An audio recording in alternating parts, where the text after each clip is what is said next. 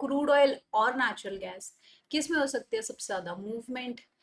And आज आने वाला है डेटा ऑफ पीपीआई, क्या रहेगा उसके थ्रू मार्केट का ट्रेंड।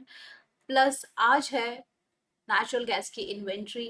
एंड हम जानेंगे इस वीडियो में क्या हो सकता है मार्केट का ट्रेंड। अगर कोई भी क्वेश्चंस है आपको market related, please do let me know. मैं इसी तरीके से क्रूड और नेचुरल गैस की वीडियोस बनाती हूँ ऑन वीकली बेसिस। तो make sure that you are subscribing this channel for time to time updates and make sure to click the bell icon, एंड जिसकी तरह आपको पता रहे कि कब वीडियोस आ रही हैं।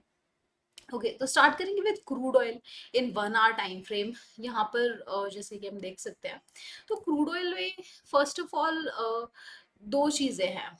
ओके, जो मार्केट सेंटिमेंट है वो है बेयरिश। एंड अगर हम टेक्निकली देखें तो crude oil is bullish. Okay, तो I will explain you how. बाकी आप मुझे बताना आप मेरे किस व्यू से सहमत है, बुलिश और bearish, in the comment section.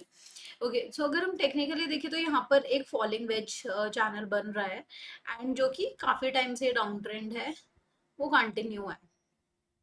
अगर हम यहाँ पे देखें तो जो लेवल्स हैं जो अपसाइड के, जहाँ से हमें रिवर्सल देखने को मिला था, एक तो फर्स्ट इज अराउंड 6470 के पास, एंड डाउन साइड में जो है, जो सपोर्ट है जो हमारा, वो है कुछ इस लेवल के पास, 6374 के पास, मतलब 5400 के पास।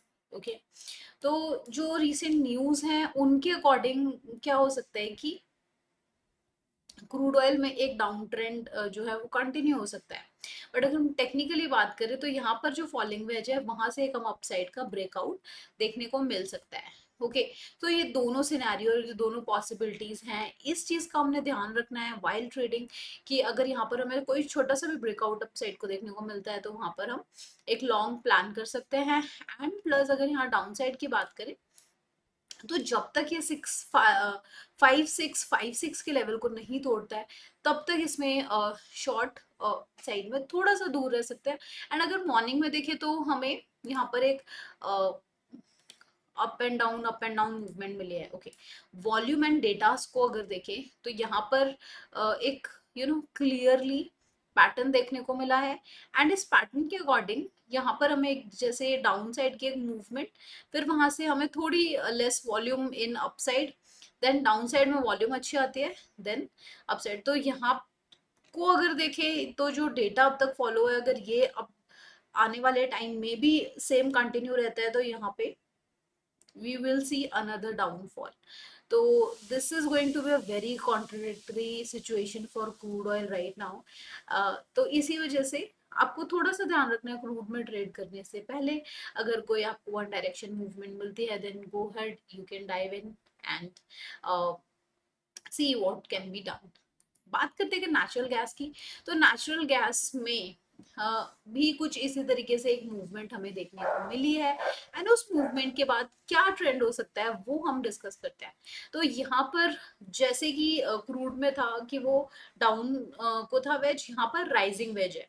एंड राइजिंग वेज में क्या होता है, डाउन साइड की मूवमेंट आती है, बट ये काफी ब्रॉड राइजिंग वेज है। तो यहाँ पे डाउन साइड की मूवमेंट थोड़ी सी बोलनी कॉम्प्लिकेटेड है, बट जो सेंटिमेंट्स हैं यहाँ पर देख के ओवरऑल वो पॉजिटिव ही लग रहे हैं, बुलिश ही लग रहे हैं, अनलाइक क्रूड ऑयल।